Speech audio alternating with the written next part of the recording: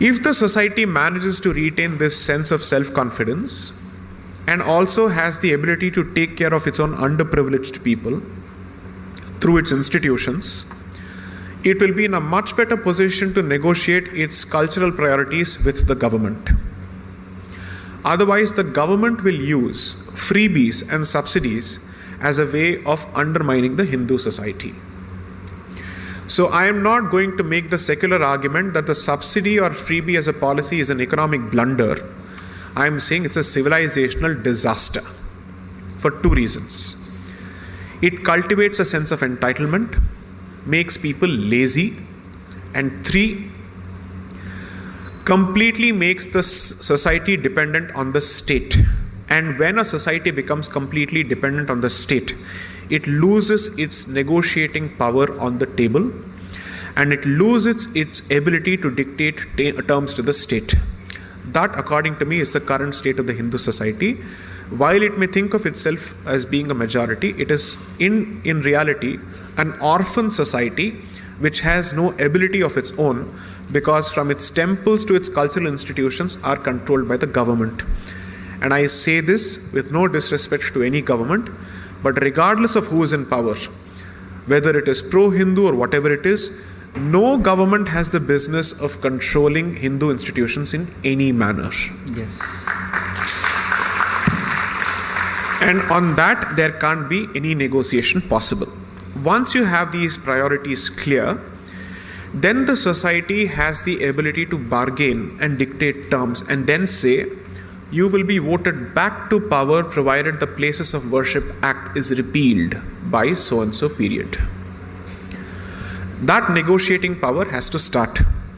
Second, the reason why I asked you this question is, a lot of people who are interested in discussing these topics end up creating anonymous profiles on Facebook because they don't want their identities to be recognized, because they're afraid of repercussions in the office spaces, in schools and whatnot. The day you don't feel the need to create an anonymous profile to express these thoughts is the day you have seriously expressed your intention to see this through.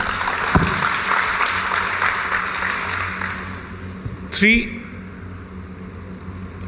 I said this a few days ago in Chennai in a talk, which is that no institution in this country is free from the influence of public opinion, and the seriousness of an institution towards your cause is, to put it in mathematical terms, directly proportional to your expression of seriousness, whether it is the judiciary or the executive or the legislature. You have to show that you mean business and this matters to you. Then they take it seriously. I would assume that the growing degree of awareness within the Hindu society is perhaps the reason for a certain change of tune on the part of certain actors and stakeholders, which is good, which is fantastic. This is exactly what we have been waiting for. Now, as far as the legality of what has happened is concerned, I'm giving you ammunition which you can use in your private Facebook discussions and Twitter discussions. So here is the astra I'm giving to you. Everybody says that because there is a Places of Worship Act, the very act of undertaking a survey is illegal. That's been the standard, and dare I say the stupid argument that's been presented in public domain. According to me, that's an unlettered, ignorant argument, because nobody has read the legislation. Anyone who says this does not understand language at all in the first place. Forget whichever script. There is a specific section 4 which has a subsection 3 under which there are exceptions carved out, which clearly say that any exercise that is undertaken within the meaning of, let's say, for the purposes of archaeology or to protect it as a heritage monument is exempt from the application of the Places of Worship Act. Now the question is, if the act bars the change of religious character, what is the purpose of ascertaining the religious character? Well, the purpose of ascertaining religious character is to know what happened, what is the history of the place. And second, the act is not permanent according to me. The act is certainly not permanent according to me, because what the legislature gives, it can take away. Now, during the Ram Janmabhoomi movement, the original position of the other side, People constantly ask the Hindus, why aren't you fighting for hospitals? Why are you fighting for temples? Surprisingly, that question was never put to the other side. And it's not as if they were fighting for that property to build a hospital later. Right? So this question needs to be reframed. The first argument of the other side was, there was no destruction, there was no temple.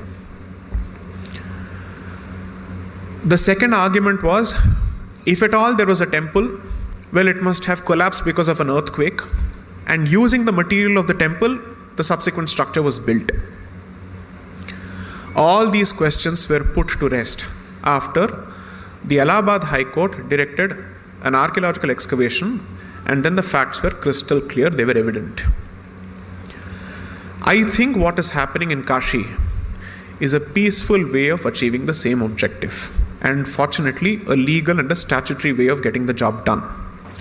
According to me, the Archaeological Survey of India must undertake this activity without the need for a court direction across 40,000 sites which are currently under occupation. The popular misconception is that this is a Hindu versus Muslim argument. What most people don't realize is, for the people who have lived in the Konkan, it is also a Christian argument.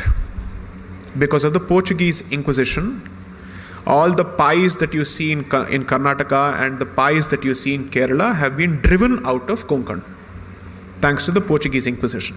There's a fantastic book on this issue by this gentleman called A.K. Priolkar, called The Goan Inquisition. Please read it. The number of temples that were destroyed. Most people think that the British man was the first colonizer of this country. No, it was the Portuguese who was the first colonizer. Madras was founded by the Portuguese, as it existed then. What exists as the St. Thomas Mount Basilica was the original Kapalishwar temple. And the Puranas identify this temple as being on the side of the shore, not within the city. It had to be pushed within the city because, just as Kashi, the Shivalinga had to be carried from the shore to the heart of the city in Mylapore to protect it from desecration and destruction. So which is why the book, I have tried to say, 2 waves of colonization and invasion, at the very least. So for the Places of Worship Act to go, I think you must build on the existing momentum and ensure that it becomes a specific issue in the election manifesto for the state as well as for 2024. Only then it achieves a certain degree of seriousness. I hope that answers the question. Yes.